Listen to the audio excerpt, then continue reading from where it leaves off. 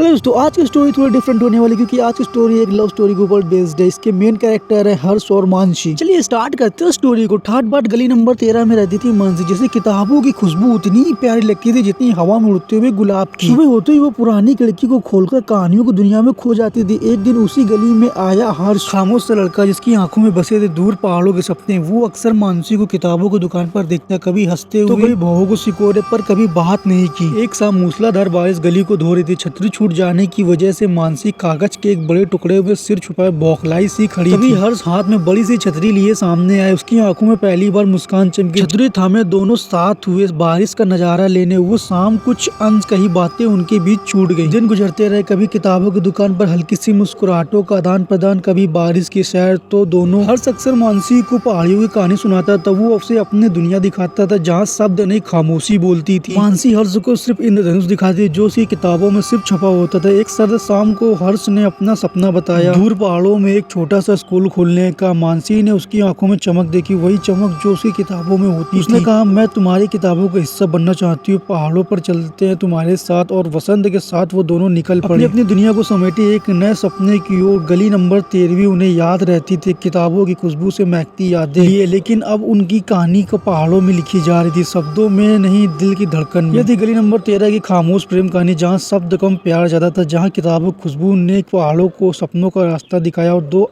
ऐसी interesting and horror videos के लिए चैनल को सब्सक्राइब करें, लाइक करें इस वीडियो को। Thanks for watching this video.